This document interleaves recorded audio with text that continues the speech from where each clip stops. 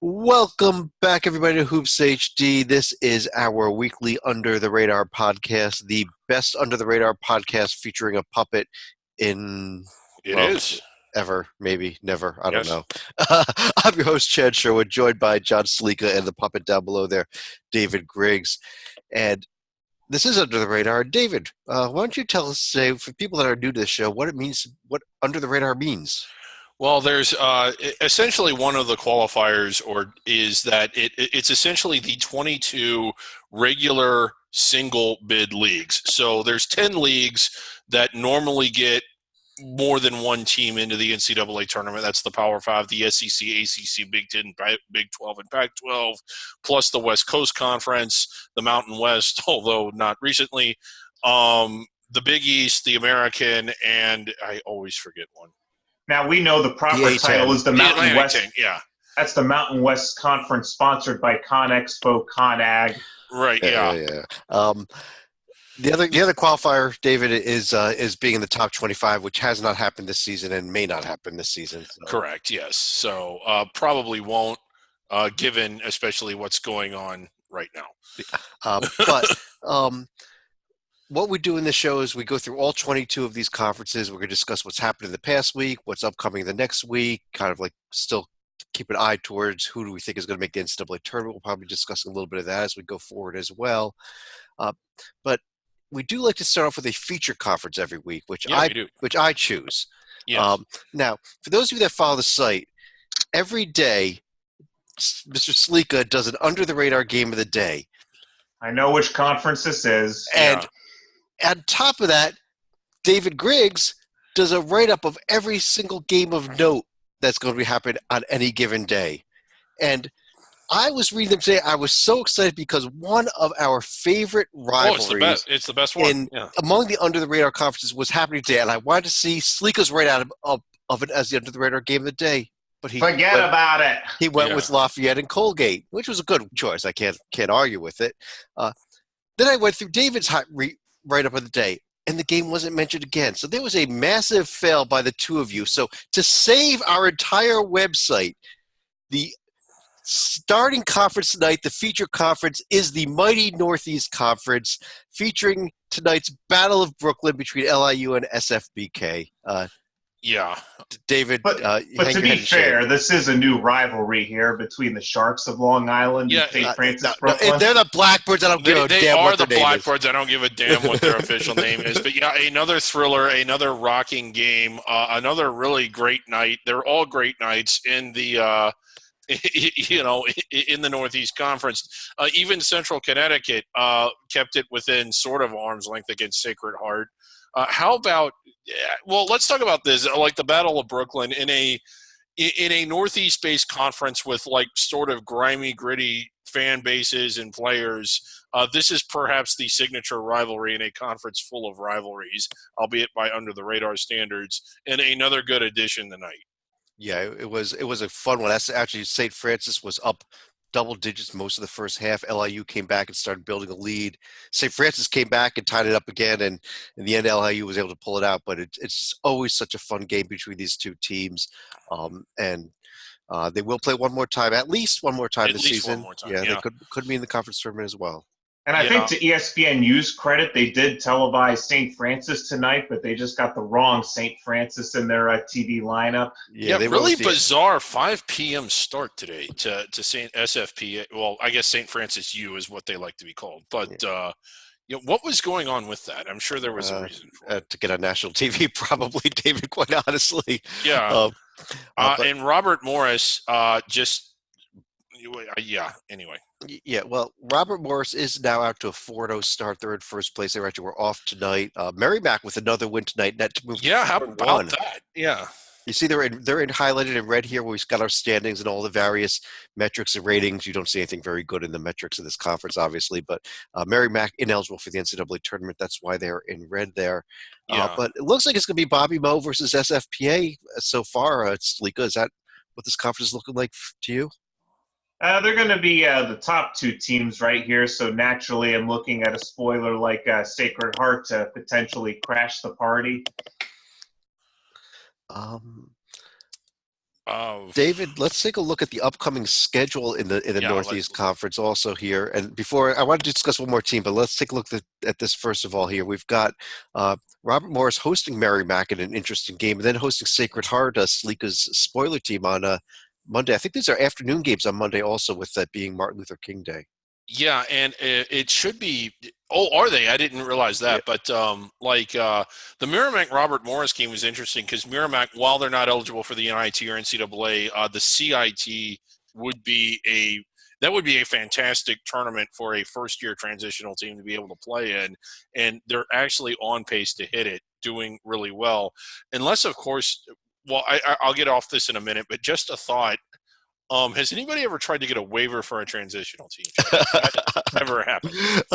It has happened, David, and we got denied when we tried it with Lopes. Okay, We kind of, but I want to talk about the bottom team here for a very brief moment. Central Connecticut, the sole remaining team in Division One without a D1 win at this point. And look at some of these numbers here, including dead last in our own colleague Joby Fortune's JNG ratings. Yeah. We give out an award at the end of every season. It's the worst team in Division One. It's called the Centenary Award. Stalika, is this our front runner? They are going to be one of the front runners here. Without a win. I think we also have to look at a team like a High Point, for example, that's going to be another contender that we'll get to later tonight. I'll tell you what, I want to put Central Connecticut up on the right hand. Let's side here. We're going to go pull their profile up and we're really getting into things now. We're pulling up the profile of last place teams in the Northeast Conference here. Look at all those losses. They did beat non-D1 Connecticut College. And I mean, they do have that win. And I see two chances here, David. I see a home game with Wagner and a home game with Fairleigh Dickinson. Yeah, they and again, just one win, just one can cost you the Centenary. We've seen it happen before, where one single win eliminated a team. Right. Is there enough Tier 4 losses there? I mean, compared to some of the other ones. They have a big Tier 4 loss if you look at the game against Maine back on December 7th. So I give them points for that. Yeah. They've got multiple home Tier 4 losses. 1, 2, 3, 4, 5, 6 of them. That's this is Centenary caliber, absolutely. Yeah, I think it is. I think they're definitely in the discussion. I guess on that note, let's turn around and go back to the rest of the conferences in alphabetical order, starting things off in the America East, where let's find some scores here. Albany and Hartford now both after 3-0 starts. Albany, I believe, had an overtime win over New Hampshire tonight and gave that New Hampshire actually completely choked away in overtime. They turned the ball over with up a point with under about 5 seconds left in the overtime. It was a really bad loss by New Hampshire there. I'm still not as big on either of them as I am on the two teams that are right behind them, Vermont and Stony Brook. One of the things that those two teams have done is that they've played each other. I know that we were real big on Vermont, and talent-wise, they're probably still the best team, and they might end up showing it. But Stony Brook showing us a lot as well, despite having a loss in league play. I kind of like what they're doing too. Well, I was very impressed with what Vermont did this week, going on the road and blowing out UMBC and Binghamton. Not that they're great teams, but the way they just handled them, I think maybe Vermont is turning the corner and going to get their season back on track. And I think at the end of the day, they're going to still run away with this conference. Yeah, and you could be right, Chad. I mean, I think that they went to Virginia, and that got them a lot of attention, and it may have caused people to think that they were better than they actually were, because Virginia not as good as anybody thought they were. Tony's on the hot seat, by the way. And but I think they still have, I think, more pieces than anybody else, despite how well Stony Brook is playing. Vermont, a home game is Hartford, a road trip up to Maine coming up this week. Stony Brook hosting Albany and Binghamton, pretty much. And I think we also look at the Hartford team right here. You already mentioned the game at Vermont, and then they get the game at home against UMBC. So we'll see if Howie the Hawk is for real. Yeah. Stalika, the Atlantic Sun Conference features one of the best under-the-radar teams, and 18-1 overall now, Liberty, as they are starting to they look like they're going to roll through this conference. A bit of a struggle with North Alabama, but not a serious one. they'll still roll through this conference, so they'll probably have at least a decent shot to crack the rankings right here. Could we possibly see a situation like, I forget the year where Murray State actually made it to the top 10, but ended up getting a number 8 seed in the NCAA tournament that year? I think they got a 6. No, to answer your question, that Murray State team had, I think, 3 or 4 wins against top 50 teams, they won an exempt tournament, whereas this Liberty team is going to have almost no wins against the top 200. I think they're more like the Murray State team from a few years ago that was 28-4, but only had 4 top 200 wins that was left out. Liberty has Thursday off. There's always one team with 9 teams in the conference. Always one team with the day off.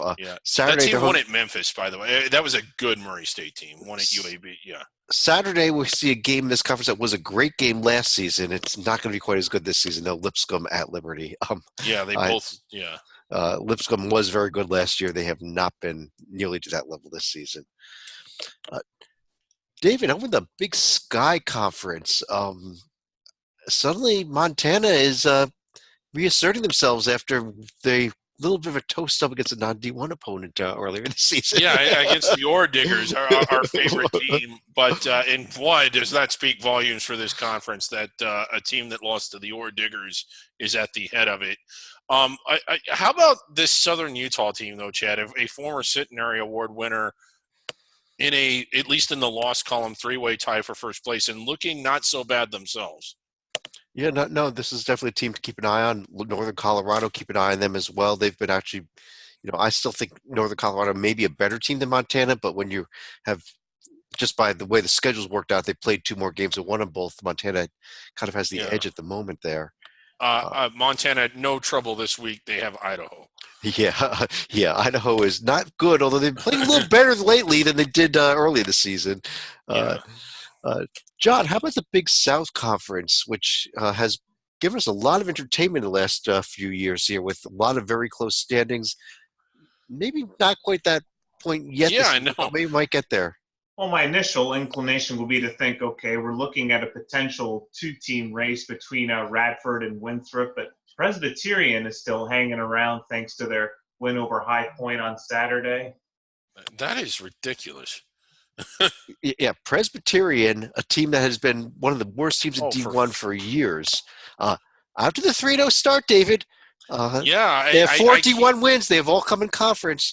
Yeah, and you keep waiting for that to decline.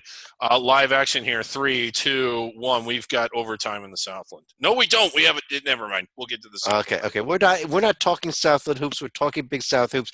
Stalika, what are you looking forward to this week when we've got games Thursday, Saturday, and Monday? Winthrop going to Hampton could potentially put the Pirates into, well, not into first place, but at least within a game of first place, depending on what Radford and Presbyterian are going to be doing this weekend. Yeah, but I'm circling this game Monday, though. If it could be a battle of 2 teams that are undefeated in conference when Winthrop is at Radford coming up on Monday. Again, I think we're seeing the extra games here again because of Martin Luther King Day. They're squeezing some extra games in on Monday when the kids don't have classes. Right. Big West Conference. This conference has just been so disappointing this year. I don't know what to say. Again, and it was like that. I thought it was back last year when we saw how good the Eaters were. It has kind of declined. A lot of the teams that we thought would be good have struggled, particularly Santa Barbara. I still think that they're the overall best team. But the fact that Riverside is on top of the league with a sub-200 net and RPI is just kind of goes to show you how weak it is. Now, we're only 2 games in. But if Santa Barbara – I mean, if anybody – Look at these overall records. I mean, so many sub-500 teams. Even UC Irvine, who we thought was going to be good, not only 9-8 overall. Santa Barbara's 12-5 record is with the 337 strength of schedule nationally. Riverside's 12-6 records are even more ghastly. Yeah.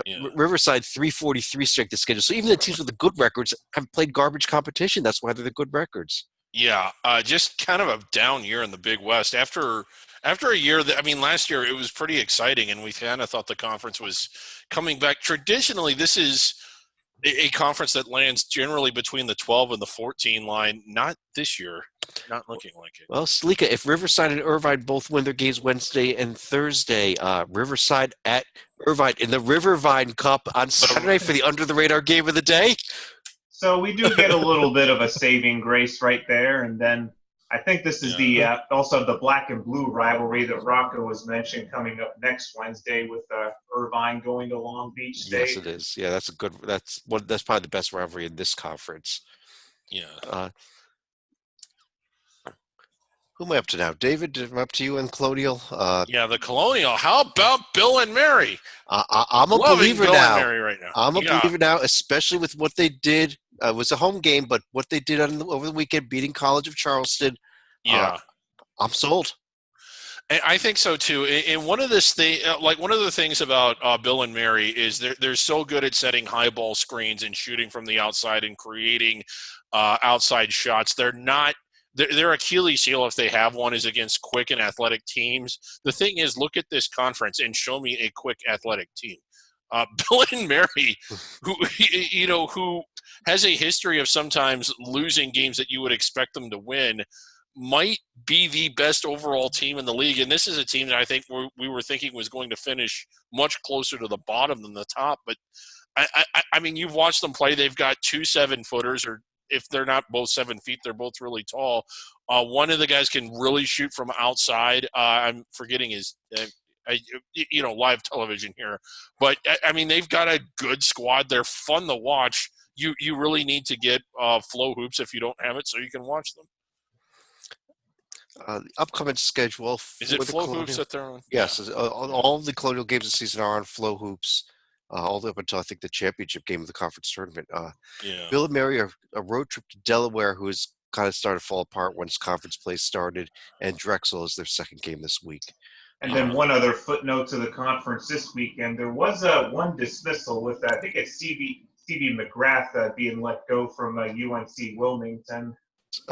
Yes, John, thanks. Yeah. UNC Wilmington did get rid of their head coach, C.B. McGrath. They have an interim coach in there for the rest of the season. It's been this Wilmington team a few years ago was among the top teams in the conference that they've really turned around in the wrong way. And that was also a UNC Wilmington team with Kevin Keats in charge, so quite the downfall. Yeah. Huge nosedive. One other game of note Saturday, Hofstra College of Charleston is a big one between two teams that are right up there at the tops of the standings.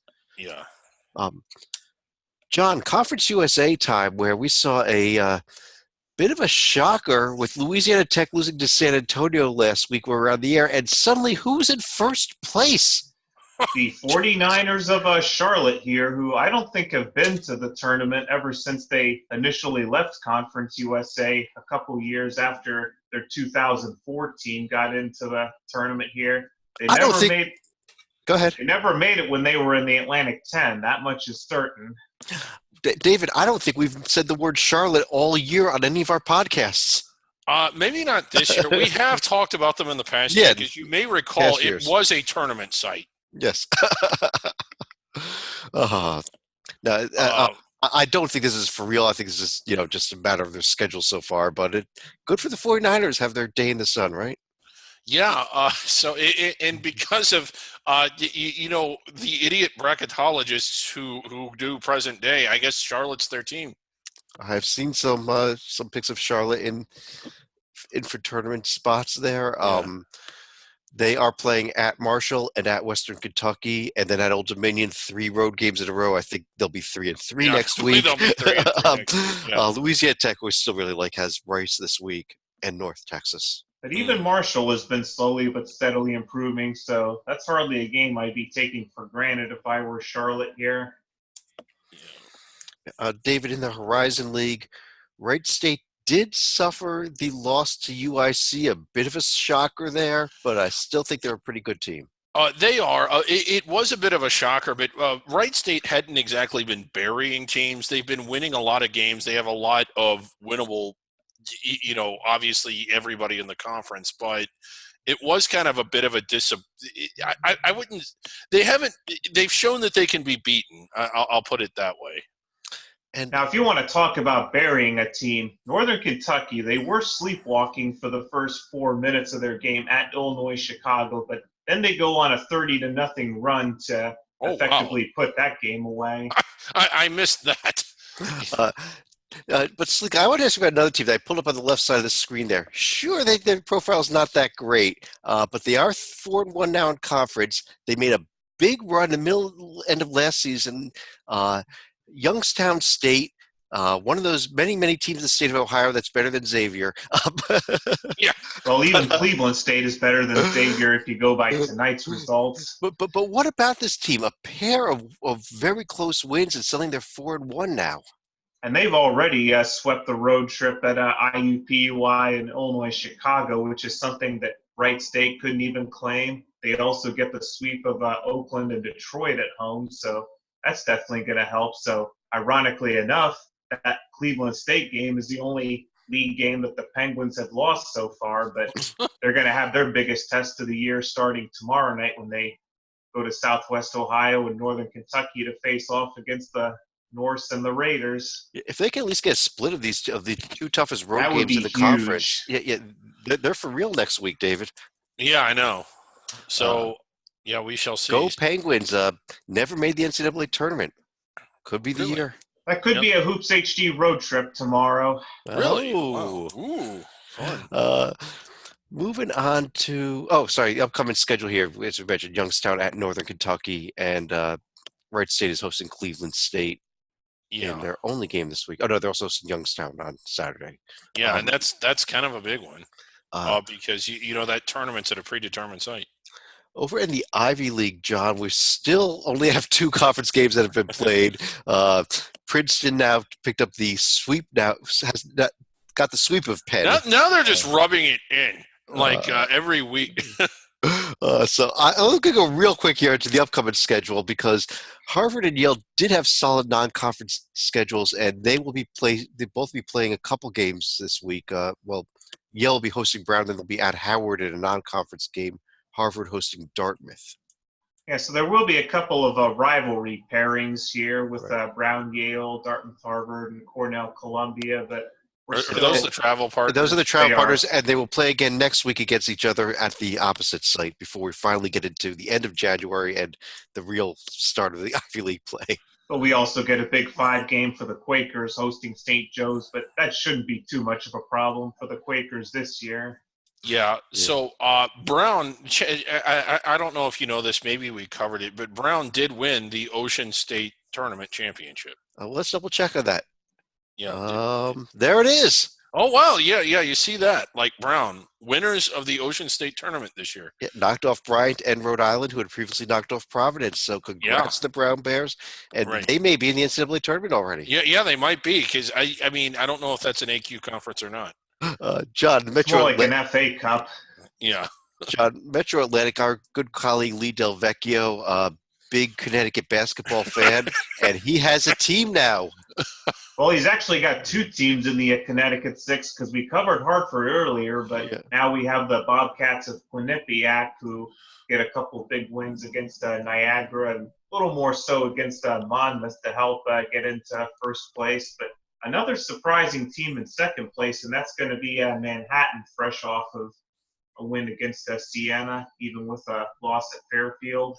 Yeah, and Riders suffering another loss. We like them a lot heading into this conference play, but a home loss actually to Iona. So starting to not like Rider as much, David. Yeah. That was Iona's only win so far in conference play.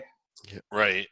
So, Iona really struggling, but like you said, a lot of off-the-court issues going on with them through no fault of their own. So. Right.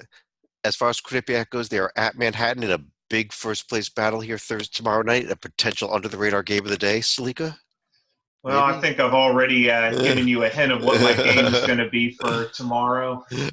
Let's move on to the Mid-American Conference, where I saw a kind of surprising result here with Miami, Ohio, what you call Mother Miami, knocking off Kent State last night. I wouldn't think it would be terribly surprising because Miami's had a few close contests right here, and you get the feeling that outside of a win at Wright State. Kent State has been kind of on cruise control, and they fall behind as much as 15 against the Red Hawks. And despite a late second half comeback, this one did catch up with the Golden Flashes here. Let's talk about the Zips, Chad. I want to pull the team sheet up, actually. Yeah, pull the team sheet. But before you do that, I wanted to. Well, no, it's on the team sheet. I wanted to show the different rankings there. The J&G has them kind of low, but really high in the net there. Top 40 RPI. You look at their overall profile, and the gaping thing that's missing is Tier 1 and Tier 2 wins. Some of those may be coming, but if they continue to hold serve, is this a team that's on the bubble, maybe in the bubble? I'll tell you what, if they literally roll through this conference, you got to look at it because they'll have 3 losses on the season, all to NCAA tournament teams, all away from home, all to top half of Tier 1 teams. So, I mean, they lost to 3 teams that most teams would lose to. Yeah. So, especially if they could get the sweep of Kent State, but this is such a difficult conference just to go undefeated in. Well, it's not just Kent State you have to worry about. They still have to play Bowling Green and Buffalo twice, and those are not going to be trips to the beach either. I'll tell you what, it's a little bit funny here though, but if they were to lose at Kent State, versus they get 1 loss in conference and it's at Bowling Green or at Buffalo, I'd rather lose a game at Bowling Green or at Buffalo because the Kent State win gives you a top of Tier 1 or Tier 2 win. Mm-hmm. If you follow what I mean here, you're better off winning the tough game and losing one of the surprising games than the reverse, I think, especially when you're missing anything in the top 2 sections here. But they are on I think that they could get in there if they win out. I just don't see them winning out. Mm-hmm. Anyhow, the upcoming games, Akron is hosting Toledo, and they've got to go to Miami, Ohio, where Kent State had all those problems this past week.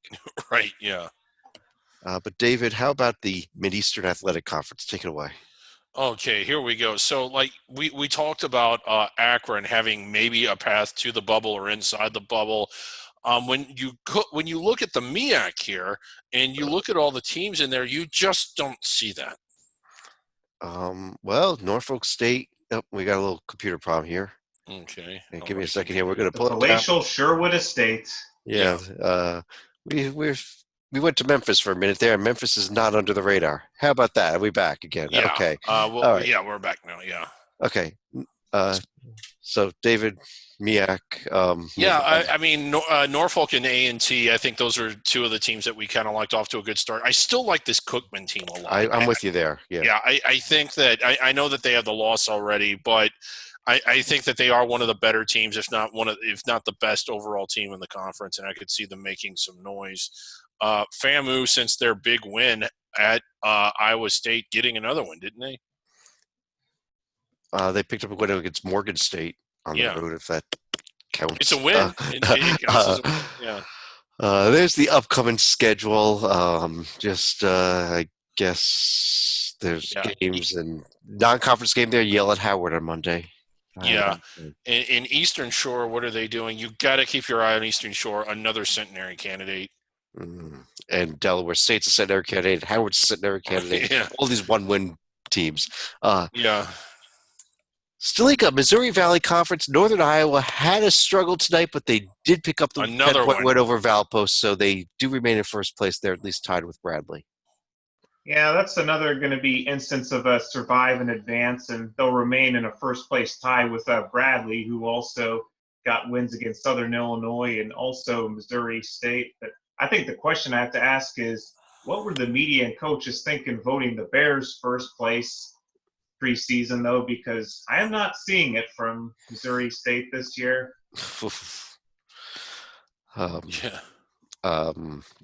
Missouri State. David, let's just go right to the upcoming schedule of the MVC here. Northern Iowa's tests for the next week are going to be at Bradley in a big first-place battle, and then at Southern. Yeah. And they need to bring it. They have not been bringing it. They're 4-1. The game they lost, I think it was their conference opener, so they won 4 straight. But 3 of those they kind of had to sweat, including tonight. And you are talking about sub-NIT caliber teams. I want to like this Northern Iowa team. I want to say that they're inside the bubble. They certainly looked at through much of November and December, but they need to start playing because how many more strikes would you say they have? I would say almost none. Yeah, almost none. Stalika, you want to discuss Indiana State for some reason?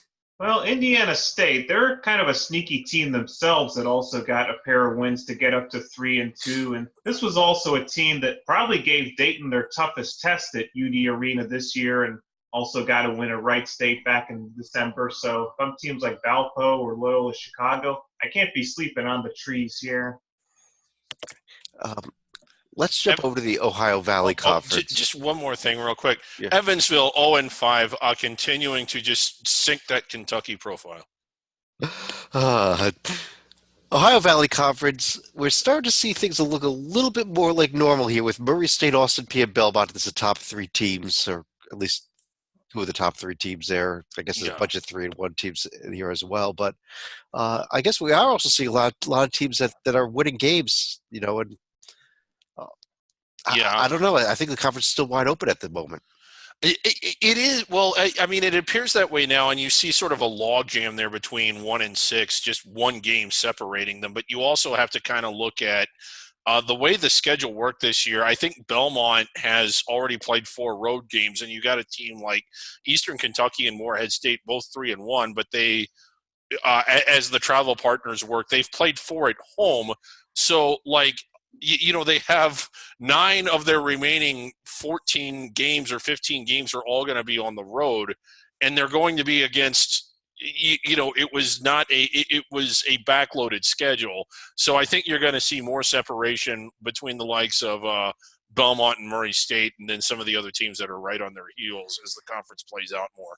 Odd scheduling, wouldn't you say, for the league to do that, to have 4, to have that many teams playing 4 straight home games and then 4 straight road games. Yeah, it is a little strange. We'll see just how for real Eastern and Morehead both are, because they're going to be going to Nashville to face off against both Belmont and Tennessee State this weekend.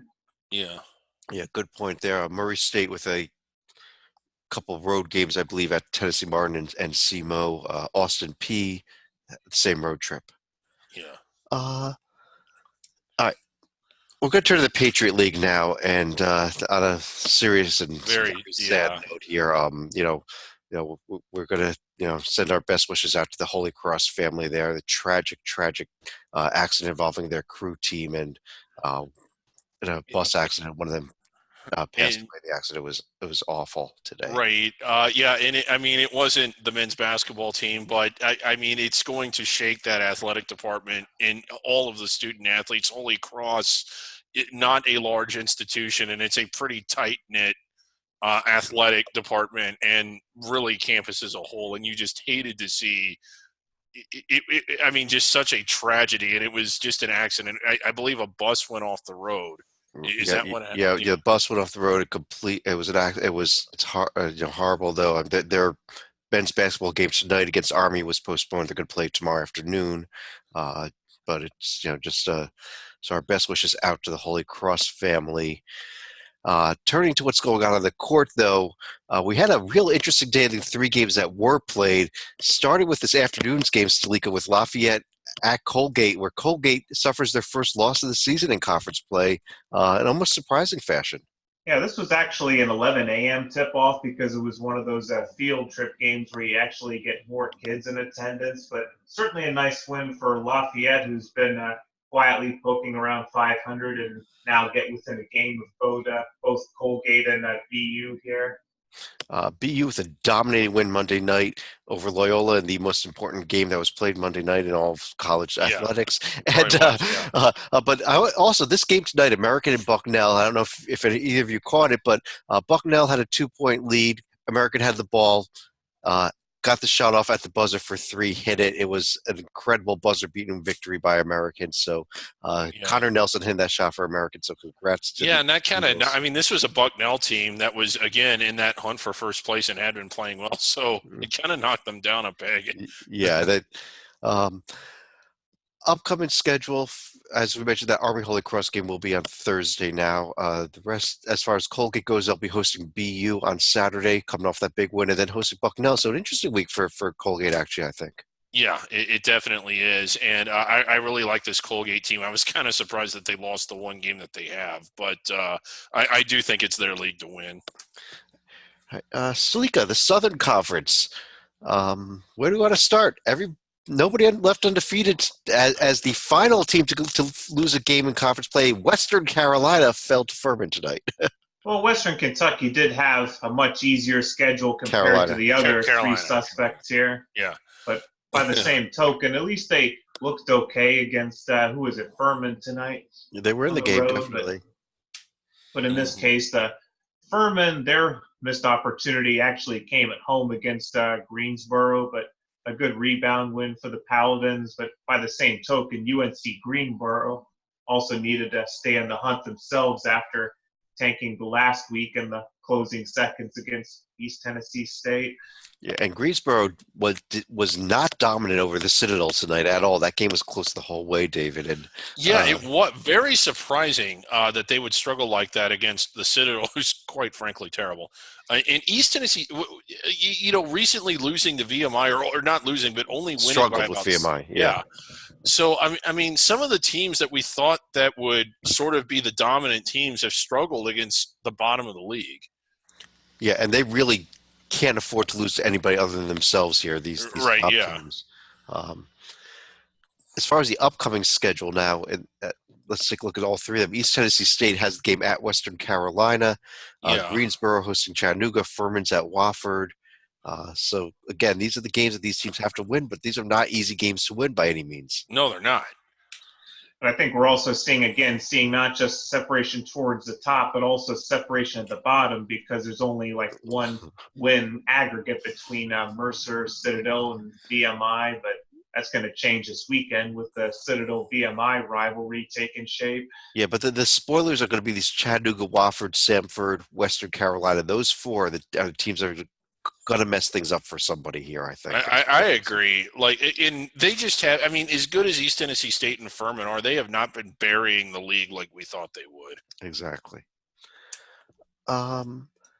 David, Southland Conference. Last week, while we recorded the show, we watched Stephen F. Austin lose a home game to Corpus Christi. Yes. Tonight, they pulled out a win by 1 point over Central Arkansas, who's ranked Central Arkansas, yet another one of the many sub 300 teams. I think that's about half the conference. They were on the road with. It was close the whole way, and when I say close, I mean within 5 points the whole way. Central Arkansas tied the game with less than 10 seconds to go, and SFA kind of getting bailed out. It looked like it was going into overtime, and a late whistle, the whistle blew after the horn had sounded, sent SFA for the line where they made one of two and got the 1 point win against, what are they in the rankings? It depends. They're either 326, 326 in the net, or 278. Not a good team to only beat by a point. What the hell happened? This is an SFA team that was looking fantastic, that won at Duke, and that had looked the part up until that point, who has not looked the part in conference play, even though they're 5-1. Yeah, they have struggled mightily. And now Abilene Christian tied with them in the loss column. That is your defending conference tournament champion. So, right. And I mean, we support under the radar schools. That's why we do the show. And it might sound like we're beating up on SFA a little bit, but let me ask you a question. If this is a team that belongs inside the bubble, who else are we looking at? Like, I don't know, St. Louis, Temple, who else is in that range? Like, I forget, we just did a bracket, but do any of those teams lose to a sub 300 team and then win their next one only by one? Do any of them? I don't think so. No, I don't think so. But they still want a Duke, and that's so big. But SFA this week is hosting Incarnate Word and at Northwestern State. Hosting Incarnate Word. A strange fact about Incarnate Word: one of two teams in the city of San Antonio. Yeah, San Antonio. And they don't play each other. What? They don't? They don't play each other. They have never played each other at D1 level. Never. They'll play Our Lady of the Lake. Yeah. John, SWAC time, all you. Yeah, I was going to say Texas Southern, they get a nice win against their rival in Prairie View, so that at least puts them within a half a game of first place, and Grambling gets the win against Southern themselves. But I think Chad wanted to discuss Southern's big win against Jackson State on Monday, where they have an afternoon celebration, and everyone in Baton Rouge down to New Orleans was celebrating. I'll tell you, New Orleans was insane Monday night after Southern beat Jackson State. Absolutely insane. Yeah, I mean, imagine what it would have been like had Grambling also knocked off Alcorn State that night. But yeah, I mean, you posted some pictures. I could not believe like that place was going bonkers. Absolutely bonkers down there in Baton Rouge and in New Orleans. Upcoming schedule this week. Grambling hosting Prairie View, kind of maybe a first place battle there. It's the SWAC. Okay, I know that this is an era, but like, is State or A&M the home team? That game's being played in Birmingham. It's actually so. Oh, okay. Oh, so yeah, because I thought that they were doing that. This it's more of it's an all sports rivalry, but Alabama State, Alabama A&M, the Magic City Classic, probably not as known as the Bayou Classic, but still one of the bigger HBCU classics in football. They did move I don't know if they moved them both there this year or if they agreed to like move one there this year for A&M's home game and then State's there next year. I don't know, but they are moving to Birmingham, and this is going to sound weird. I think they're playing at the Civic Center, and they are expecting a crowd. They're trying to make this a showcase basketball game. I'm actually kind of for this, that they're doing this. I'm not only was I impressed that I actually knew where the game was being played, but David, I'm even more impressed by what you just told us about the game. So there we go. You want to know about SWAC? You got to be watching this show. Yeah. Summit League, Stalika, South Dakota State beat North Dakota. North Dakota State beat South Dakota tonight. That was actually a pretty close, good game. And those two teams in Omaha are now in the top three of the league, right? Yep, and the Jackrabbits also get a nice win at Fort Wayne on Saturday, so it does give them a little bit of an inside track post Mike Daum. And you look at North Dakota State, who actually went to the NCAA tournament last year, still hanging around themselves, but just have played two fewer games than South Dakota State for whatever reason. Yeah, that'll probably be made up as we move forward here. In fact, tomorrow night, Oral Roberts and Western Illinois will be playing. Then we move on to the weekend. The North Dakota rivalry there Saturday. The South Dakota rivalry Sunday, David. Yep. Those are always fun games to watch. They actually are. Those are pretty good rivalries. Yeah, and they'll be on. They'll either be on TV or they'll be streaming. You really should check them out. They're fun. In the Sun Belt, David, this conference is just a jumbled mess of the standings, although I still think Georgia State's the best team. I agree with that, especially like after sort of the week that they had this past week.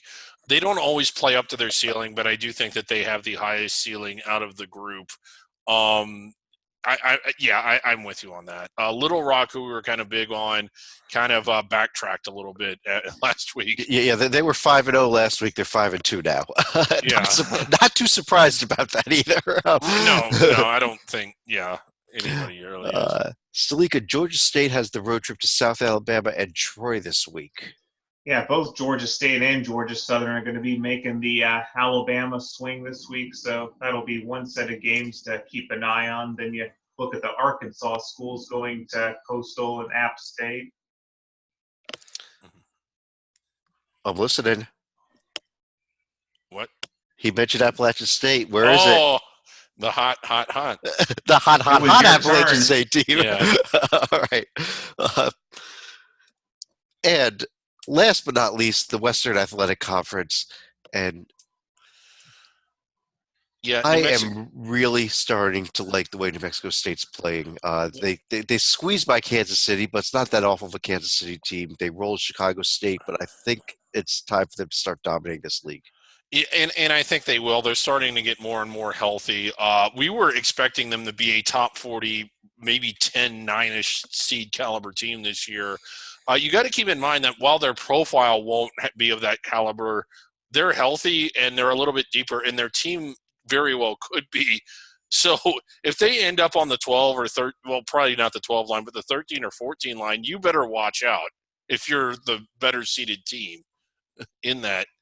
Because, again, what they're putting out on the floor now is essentially the team that lost to Auburn by 1 last year. Yeah. Really good team. Upcoming this week, John, the Aggies are at Utah Valley, who is not that good. They're at Seattle. It's a tough road trip just because of the travel distances, but they go 2-0 this week. They should be able to go 2-0, and if you're looking at contenders, Seattle is going to be also hosting UTRGV, who's going to be a game behind New Mexico State as well. And if you want to keep tracking California Baptist in their second season, hosting a non-D1 game in Chicago State, so they should be 4-1 come next Wednesday. So they're hosting 2 non-D1 games. Mm-hmm. We love Chicago State. Yeah. Anyhow, let's move to our top 10 list. All right. This is our under the radar top 10 for January 15th, 2020. We have 3 honorable mentions: New Mexico State, who we just discussed, Kent State, and Western Carolina. Okay. Yeah, getting some votes. Yeah. Okay. At number 10, we have William and Mary, who we talked about. All right, cracking the rankings, Bill. Cracking the ranking. Congrats to Bill and Mary. Yeah. At 9, we have Greensboro, one of those SoCon teams we just. Yeah, they've slipped a little bit. Still good, but. All right. Number 8, we've got Harvard coming in. Ooh, the Crimson, yeah. Crimson. I love the way they're playing, by the way. That is low, probably where they belong after. Yeah. SFA at 7 now. They've got to start proving it to be, even in the wins, they've got to prove to be and dominate teams to get back up. And I'll be honest with you, I did not have SFA in my top 10 this week because they were actually losing at Central Arkansas when we had. Yeah, well, I voted before the Central Arkansas game. Akron coming in at number 6. I like that Akron team. Moving up to status here. Earlier. Yeah. And there's Furman, another SoCon team at 5. Yeah. Yale all the way up at number 4. All the way up to 4. Somebody really likes them. Yeah, me really likes them. I think this is a very good Yale team. Oh, they are. They are. Yeah. That may only have one real tested conference with their road game at Harvard, but we'll see. Mm-hmm. Although Harvard does host the Ivy League tournament, so that's something to keep in mind as well. Right. At number 3, East Tennessee State, the top team in the SoCon. Yep. At number 2, Liberty. Only 1 loss on the season. Yeah, with number 2. So you never know who number 1 is, but yeah, again, another team that we were sweating out that had to sweat out a win tonight, Northern Iowa. I had a reverse. I think Liberty. I'd have Liberty over Northern Iowa, just the way they've been dominating everybody. Respecting the overall record at least. Yeah. On that note, let's go ahead and pull this down here. Let's go to final thoughts, and Mr. Slika, take it away. If anyone knows that I guess how I've been doing in the email thread this year, I haven't been following football that much, but I do have to give a shout out to North Dakota State, who actually won their 8th FCS championship on Saturday over James Madison. They have as many FCS titles over the past, I think, decade as they do losses overall. So that's going to be kind of an incredible number to think about. Yeah, and to think like it wasn't that long. They haven't been FCS for very long. David, my the only final thought that I personally could come up with for the show is not really under the radar. Go take a look at what Geo Baker did in that slam against Indiana State. But David, what the most insane slam I think of the season. Probably so. But David, final thoughts to end the show. It's kind of in looking at the top 10.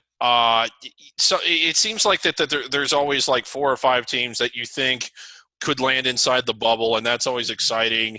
But then there's, a smattering more that you're like, this is a team that if they get there, maybe if they're not inside the bubble, but they can win a game in the round of 64. I think this year we're running sadly low on even those. And you just kind of wonder what happened to the top tier under the radar schools. Is this an anomaly, or are we kind of going in a direction where we might not. Will any of these teams get to the round of 32? Last year we had the Eaters, we had Buffalo, although they were a top 25 team. We had Wofford. We had quite a few. we might sort of get a knee-jerk reaction to where it's only 1 or 2 or maybe none this year. Yeah, I mean, it's regressed from Loyola Chicago being in the Liberty, Final Four. another one. And I didn't mean to. Yeah, didn't mean to leave them out. Sorry, cut you off, but yeah. I guess on that note, though, I do want to thank everybody for joining us. We'll be back. We'll be recording tomorrow night. We'll be doing another bracket rundown show. We've got lots more content, and later on in the season, hopefully, David, John, we started the show off by talking about the Northeast Conference.